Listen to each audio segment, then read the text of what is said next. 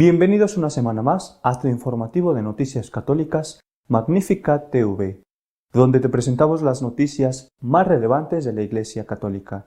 El día de hoy es 31 de enero de 2024 y estos son nuestros titulares. El Papa ha dicho que al bendecir a las parejas irregulares, lo que se bendice es a las personas que lo piden juntas, pero no la relación que existe entre ellos. Más de 50.000 personas desafiaron las duras condiciones climáticas y participaron en la Marcha por la Vida, que, como cada año, se celebra en Washington. El presidente Biden ha hecho del aborto el eje central de la campaña electoral en la que busca ser reelegido, según ha afirmado el obispo de Arlington. Un estudio independiente ha dado a conocer miles de casos de abusos sexuales en los luteranos alemanes, la mayoría cometidos por pastores que estaban casados. Se bendice a las personas que forman una pareja irregular, aunque se les bendice a la vez, pero no la relación que hay entre ellos, ha dicho el Papa. El Papa Francisco ha insistido en que no se bendice la unión, sino simplemente a las personas que juntas lo han solicitado, en relación con la reciente aprobación de la bendición a las parejas en situaciones no reconocidas por la Iglesia. De este modo, el Papa matiza, de alguna manera, lo afirmado en la declaración. El pontífice reafirmó este concepto sobre la declaración Fiducia Supplicans durante la recepción a los miembros del Dicasterio para la Doctrina de la Fe, cuyo presidente, el cardenal argentino Víctor Manuel Fernández, fue el redactor del documento y que estaba presente en el acto. El Papa dijo que quería subrayar brevemente dos cosas sobre el documento doctrinal que ha generado diversas discusiones. En primer lugar, aclara su intención.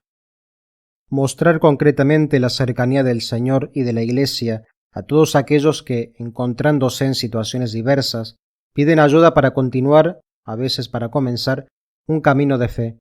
Esas bendiciones, fuera de cualquier contexto y forma litúrgica, no exigen la perfección moral para ser recibidas. El segundo punto que subrayó el pontífice es que cuando una pareja se acerca espontáneamente para pedirlas, no se bendice a la unión, sino simplemente a las personas que juntas las han pedido. No a la unión, sino a las personas, teniendo en cuenta naturalmente el contexto, las sensibilidades, los lugares donde se vive y las formas más adecuadas de hacerlo. Más de 50.000 personas, a pesar del intenso frío y de la nieve, participaron en la anual Marcha por la Vida que tuvo lugar en Washington. Decenas de miles de personas marcharon el pasado viernes en Washington en la tradicional y anual Marcha por la Vida. La nieve y las gélidas temperaturas impidieron una afluencia notable como otros años a un evento que se ha convertido en un clásico de la vida política y social de Estados Unidos. Defensores del derecho a la vida se congregaron en el National Mall y marcharon a lo largo de una ruta de 3,2 kilómetros hasta un punto final entre el Capitolio y la sede de la Corte Suprema de Estados Unidos. Este evento celebró la anulación en 2022 del caso Roe contra Wade. Entre los participantes que tomaron la palabra durante la marcha, ya sea en persona o a través de mensajes de respaldo a los medios de comunicación, destacaron figuras como el obispo Joseph Strickland, el entrenador de fútbol americano de Michigan Jim Harbaugh, y los candidatos presidenciales republicanos Ron DeSantis, que ya ha dejado de ser candidato, y Nikki Haley, entre otros. Los oradores abordaron tanto aspectos políticos como culturales en la lucha por la vida, destacando temas como el papel de los centros de recursos para embarazadas y la importancia de la adopción.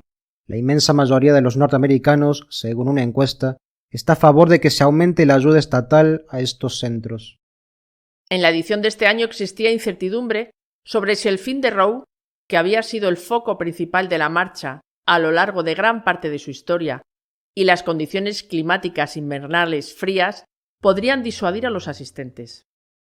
Según informó Fox News, los organizadores de la Marcha por la Vida esperaban la participación de 50.000 personas en la manifestación y 100.000 en la marcha, según un permiso extendido por el Servicio de Parques Nacionales. Sin embargo, la participación pareció ser menor que en años anteriores debido al clima adverso. Monseñor Burbidge, obispo de Arlington, ha asegurado que el presidente Biden ha hecho del aborto el eje de su campaña en la búsqueda de la reelección. Monseñor Michael Burbidge, obispo de Arlington, condenó el discurso a favor del aborto que pronunció Joe Biden durante un mitin en Virginia el martes por la noche. El prelado asegura que Biden ha hecho del aborto el eje de su campaña, lo cual considera algo increíblemente devastador. Burbidge habló después del mitin de Biden en Manassas, en el cual el presidente abogó por convertir en ley federal la sentencia abortista Roe vs. Wade, que fue abrogada recientemente por la Corte Suprema. Tanto Biden como la vicepresidenta Kamala Harris condenaron los esfuerzos republicanos para proteger a los no nacidos mientras hablaban frente a una gran pancarta que decía Restore Roe. Biden criticó repetidamente al expresidente Donald Trump por nombrar jueces de la Corte Suprema que revirtieron Roe contra Wade, diciendo a su audiencia que Trump cree que no sufrirá un revés electoral por hacer tal cosa. Monseñor Burbidge hizo pública la siguiente declaración tras el mitin de Biden. El presidente Biden ha hecho del aborto el eje de su campaña. En una manifestación en Manassas, abogó por la codificación de Roe vs. Wade en la ley. Es increíblemente devastador saber que el presidente Biden antepone la elección a su sagrado deber de proteger la vida. El mitin del presidente Biden tuvo lugar a solo 4 millas de la clínica médica gratuita Mother of Mercy, Madre de la Misericordia, de Manassas, donde Caridades Católicas de la Diócesis de Arlington ofrece atención prenatal gratuita a mujeres embarazadas necesitadas y a sus hijos no nacidos. En el año posterior a la sentencia del caso Dobbs contra Jackson, la Diócesis de Arlington entregó $877,000 en atención médica gratuita a más de 1,000 mujeres. Yendo más allá, la diócesis también proporcionó ayudas para el alquiler y los servicios públicos, casi 400,000 pañales y 4,000 latas de leche maternizada a familias necesitadas. A pesar de lo que afirme esta administración, quitar la vida a un niño inocente nunca es una elección.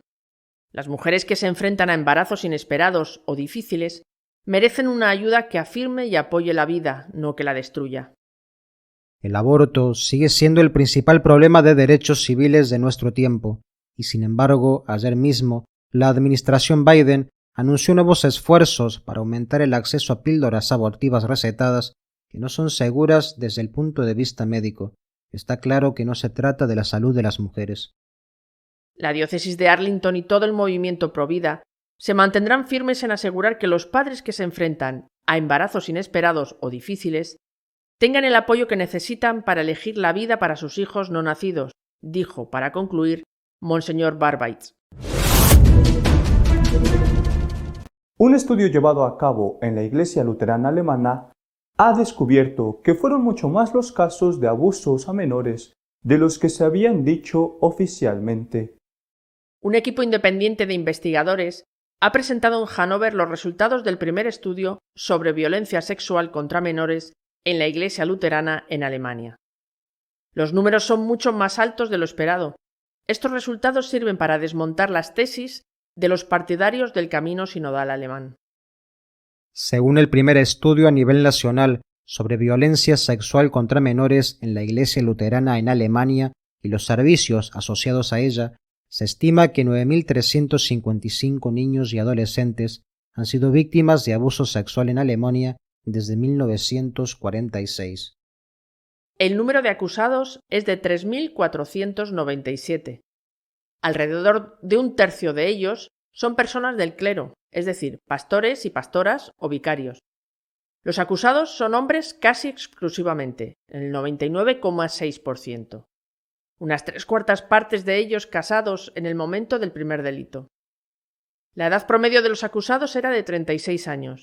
De las víctimas, el 64,7% eran hombres y el 35,3% eran mujeres. Los expertos explican en el extenso estudio que el número oficialmente informado es de 1.259 acusados y 2.174 afectados, pero que estas cifras de ninguna manera reflejan la totalidad de los abusos en las iglesias regionales. Por este motivo y por falta de expedientes disponibles, han realizado una proyección y esto ha dado como resultado una estimación total de 3.497 acusados, 1.402 de ellos personas del clero y 9.355 afectados. Este estudio tiene también consecuencias en el ámbito católico. Todos aquellos que sostienen que es necesario reformar la Iglesia con base en los abusos sexuales cometidos por el clero masculino y célibe quedan en evidencia, dado que el clero luterano está en su práctica totalidad formado por personas casadas. Nuestro editorial de esta semana está dedicado a comentar el hecho de que más de la mitad de muertes en el mundo se deban al aborto. Esta semana se ha llevado a cabo en Washington la anual manifestación a favor de la vida. Es probablemente el evento más importante del mundo en la lucha contra el aborto, no solo por la cantidad de personas que reúne, sino también por lo representativo del sitio donde se reúnen. Termina la marcha delante del Capitolio de Estados Unidos. El clima de este año no ha favorecido la asistencia. Hacía un frío tremendo, nieve, la situación era verdaderamente complicada. Ha ido menos gente que otros años, aún así se han reunido más de 50.000 personas. Es una prueba, una manifestación concreta del esfuerzo que en ese país se está haciendo a favor de la vida y en contra del aborto. Es verdad que hay estados como Texas, por ejemplo, donde el aborto está prácticamente suprimido, con algunas excepciones muy pocas. Pero es verdad también que hay otros que han introducido el aborto en sus constituciones considerándolo un derecho. La lucha en Estados Unidos es encarnizada, pero los defensores de la vida no se rinden. Una reciente encuesta afirmaba que el 66% de los norteamericanos quieren que el aborto se reduzca solo a los 3 primeros meses de la vida del feto. Y más del 80% quieren que haya más ayuda económica a los centros provida, a los centros de atención a la mujer embarazada.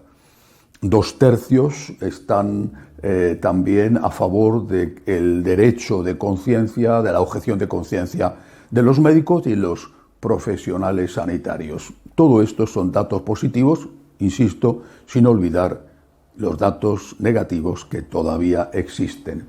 No es Estados Unidos el único país donde el aborto es motivo de controversia, de enfrentamiento, con éxitos y con derrotas de los defensores de la vida. Pero uno de los éxitos recientes ha sido el que se ha producido en Perú, donde su Congreso ha aprobado una ley por la cual el no nacido, desde el momento de la concepción, es considerado ya un ser humano sujeto a todos los derechos del resto de los seres humanos y considerado ya como alguien independiente de la madre, aunque la madre sea la gestante, la que lo lleva durante 9 meses dentro de sí. Esto es un éxito importante, pero, insisto, hay avances, hay victorias y también hay muchas derrotas. También hace unos días, la semana pasada, se conocieron unos datos sobre la extensión del aborto en el mundo. En el 2022, 72 millones de personas murieron a causa del aborto, 72 millones de seres humanos. Eso representa más del 50% de las muertes de personas, de seres humanos en el mundo. Se calcula que hubo en el 2022, con el COVID y con todo lo que quieras, 140 millones de muertes de seres humanos. De esos 140, 72 fueron debido al aborto, y ahí no se incluyen aquellos que murieron debido a la píldora abortiva, la llamada píldora del día siguiente, que se toma para evitar el embarazo si es que se ha producido. El número de muertes por cáncer, incluidas las muertes ligadas al tabaco, fue de 16 millones. El número de muertes por el SIDA fue de 2 millones. 72 millones murieron por el aborto. El mundo se escandaliza con la ejecución de un asesino en Alabama, la ejecución legal. Yo estoy en contra de la pena de muerte, o sea, es una cosa que me parece que habría que eliminar. Pero el mundo se escandaliza hipócritamente por la ejecución de un asesino y no se escandaliza por la ejecución de 72 millones de seres humanos inocentes. Esto es una absoluta hipocresía. O sea, es que sumando todas las causas de muerte del mundo, accidentes de tráfico, suicidios, enfermedades, las guerras terribles, es menos que las muertes que ha provocado el aborto. ¿Qué hace la Iglesia ante esta carnicería de seres humanos? Hay que decir que, empezando por el Papa, la Iglesia Católica está en contra del aborto. Es verdad que hay excepciones, cardenales, obispos, sacerdotes, teólogos, que justifican el aborto en algunos casos, quizás sin darse cuenta de que esa es la estrategia que emplearon los abortistas, abrir un poquito la puerta, y como la puerta ya está abierta, es cuestión después de ir ampliando la apertura poco a poco. Ahora hay que decir que la Iglesia está en contra del aborto, desde el Papa, comenzando por el Papa, y ha sido siempre así. Pero esto, que es verdad, quizá oculta otra parte muy importante de la verdad. Porque la pregunta base, la pregunta esencial, no es ¿cuántos abortos hay? O ¿qué negocio hay detrás del aborto? Por ejemplo, la venta de los fragmentos de ese cuerpecito asesinado, muy especialmente cuando el aborto se realiza por la técnica de la decapitación. Sale la cabeza del bebé, se para el parto en ese momento, se le mata con un punzón al bebé, a continuación, muerto ya, se saca y se despieza como si fuera una res para venderlo para trasplantes. Esto es espantoso, esto se lleva a cabo y es el gran negocio de muchas de las multinacionales del aborto. Todo esto verdaderamente es horrendo, la Iglesia todo esto lo rechaza. ¿Pero por qué? ¿Por qué 72 millones de mujeres han optado en el año 2022 a matar a sus hijos? La mayoría de ellas, desde luego muchísimas de ellas, viven en países donde no es ya hoy una lacra social, un estigma social ser madre soltera. Y viven en países donde hay ayudas a la maternidad. Entonces, ¿por qué motivo esta carnicería provocada, en la mayor parte de los casos al menos, con el consentimiento y el deseo de la madre? ¿Por qué? Estoy seguro de que la inmensa mayoría de esas madres hubieran preferido no abortar a sus hijos, seguro. Y sin embargo han decidido hacerlo. ¿Por qué? Hasta que no contestemos esta pregunta, no iremos a la raíz del problema. Desde mi punto de vista, la respuesta es solo una: por comodidad. El ser humano que viene cuando no es deseado es visto como un problema. Tanto si es un bebé que va a nacer en el seno de una familia ya constituida como una familia que no lo está, tanto si es el primero como si ya tiene otros hermanos, y tanto si viene sano como si viene enfermo. Cuando el niño no es deseado, es un problema. Y como la sociedad nos ha educado a resolver los problemas por la vía de eliminarlos, al precio que sea, cuando el ser humano que viene se presenta como un problema, lo que hay que hacer es acabar con el problema, incluso al precio de matar a un inocente que además es un hijo tuyo. Esto es muy duro, pero es la pura realidad. Delante de los problemas no nos han educado para afrontarlos, para luchar, para resolverlos.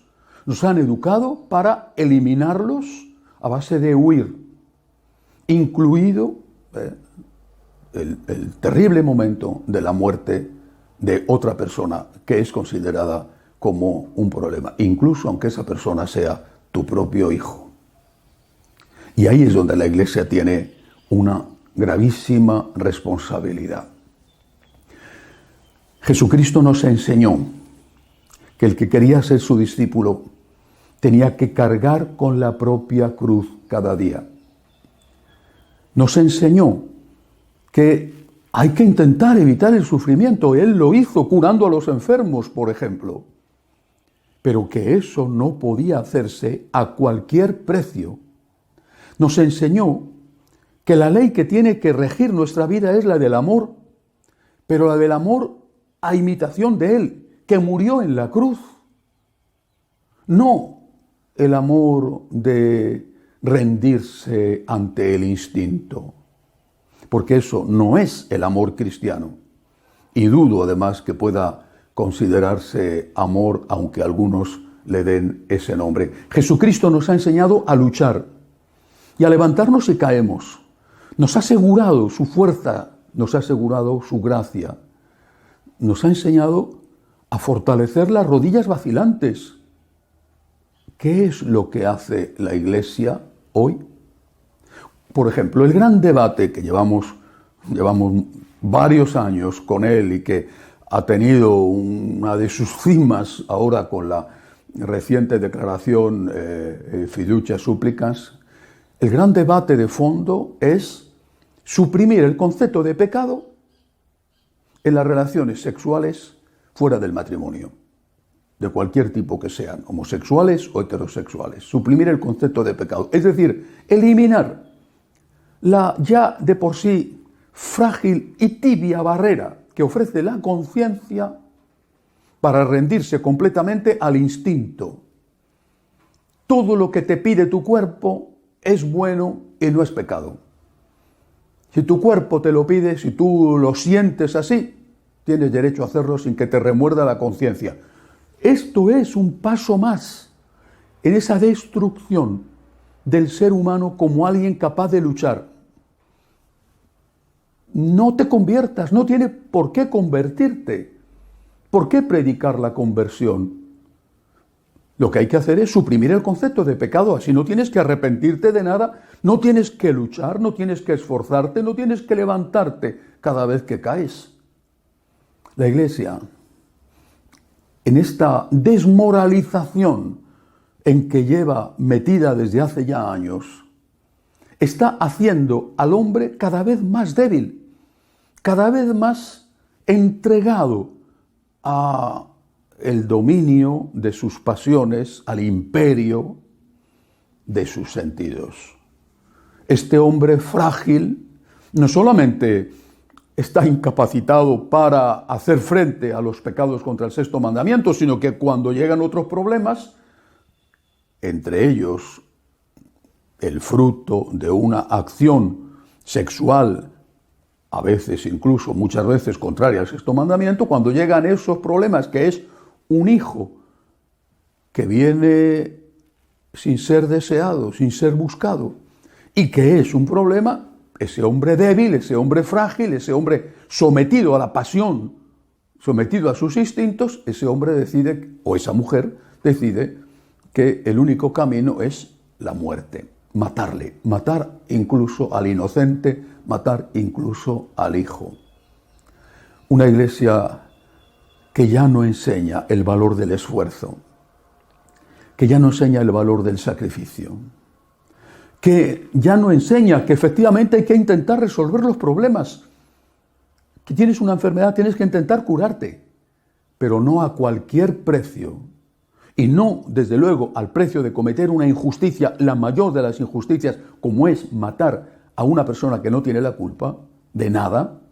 Una iglesia que no enseña el valor del esfuerzo y el valor del sacrificio, una iglesia que no enseña la conversión, una iglesia que no enseña que para seguir a Jesús en el camino del amor hay que cargar con la cruz de cada día. Una iglesia que no enseña esto, aunque esté teóricamente en contra del aborto, en la realidad está destruyendo la capacidad del ser humano para hacer frente a los problemas.